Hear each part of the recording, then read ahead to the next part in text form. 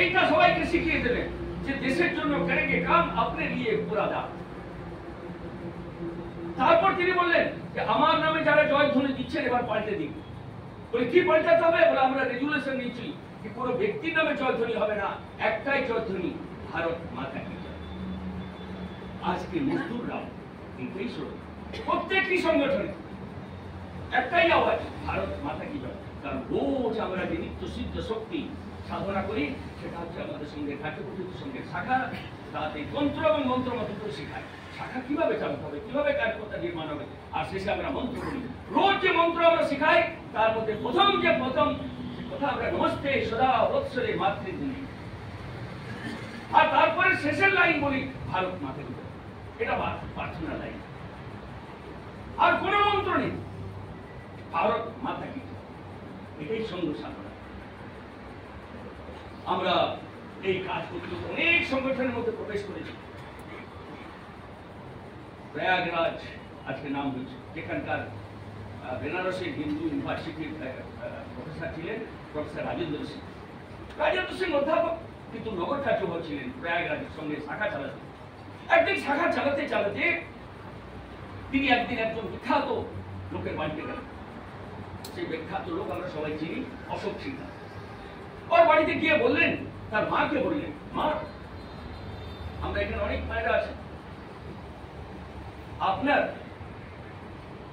জানার জন্য বলছি আমরা এখানে সঙ্গে শাখা চালাই, কি হয় তাতে? আমরা দেশভক্তি শেখাই, গান শেখাই, আমরা খেলাধুলো শেখাই, ব্যায়াম শেখাই, সূর্য নমস্কার শেখাই, আমরা প্রার্থনা কি প্রার্থনা বলবো? উনি প্রার্থনাটা শুনিয়ে দিলেন, শুনেছি উনি, আমার ছেলে ক্লাস 9-এ পড়ে, তাকে নিয়ে যাও, এই প্রার্থনা শেখানো দরকার আমার ছেলেকে। তখন অশোক সিনহা ক্লাস 9-এ পড়ে। সঙ্গে শাখায় প্রথম প্রবেশ করার অধ্যাপক রাজেন্দ্র সিং। প্রার্থনা শুনে মা বললেন এটাই শেখানো দরকার। ছেলেকে আজকে পাঠাচ্ছে লোকেরা শাখায়, মায়েরা পাঠাচ্ছে। আর এই শাখায় আস্তে আস্তে অশোক সিংহল সঙ্গে প্রচারক হলেন, বড় ইঞ্জিনিয়ার, অনেক বড় বুদ্ধিমান প্রচারক হলেন। কানপুরে প্রচারক আছে মা, প্রতি মাসে একবার যেতে।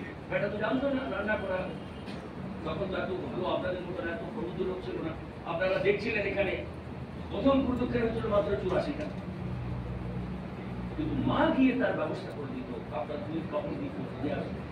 অশোক সিংহল পরবর্তীকালে আপনারা সবাই জানেন হিন্দু হৃদয় সম্রাট, কে না জানে। কিন্তু সঙ্গের শাখায় যে ব্যক্তি নির্মাণ হচ্ছে তারা এসে অনেক বিচার পরিবার চালিয়েছে, সমাজের মধ্যে কাজ করেছে। আর সেই কাজ করতে করতে আমরা দেখি যে আজকে অনেক সমাজ পরিবর্তনের কাজ শুরু করেছে। সমাজ পরিবর্তনের মধ্যে আমরা প্রবেশ করেছি। আজকে এই 100 বছরের মধ্যে আজকে আমরা গ্রাম বিকাশের চিন্তা করছি। প্রায় 4500 গ্রামকে, যেটা এর আগের শাসনচর সুদর্শনী তিনি নিজে প্রত্যক্ষ কথা বলেছেন, নিজের গ্রামকে গড়ে তুলব। মেরা গাঁও মেরা তীর্থ, আমার গ্রামকেই আমি গড়ে তুলব, আমার এটা তীর্থক্ষেত্র। আমরা যারা শহরে বাসী হচ্ছি তাদেরকে বলে গ্রামে চলো, গ্রামকে গড়ে তুলব। যদি আমরা দেখি যে আজকে পর্যাবরণ নিয়ে আমরা সমাজের পরিবর্তন, কুটুম্ব ব্যবস্থা আজকে আমাদের দেশকে সমৃদ্ধ করেছে, কুটুম্ব ব্যবস্থা, সেখানে আমরা কার্যকর্তা যোগ করেছি। আমরা যদি দেখি যে আমাদের এখানে ধর্ম জাগরণের কাজ শুরু হয়েছে, আমাদের এখানে গো সেবার কাজ শুরু হয়েছে। সব রকম কাজের পরিবর্তনের জন্য অনেক প্রকার কাজ শুরু হয়েছে।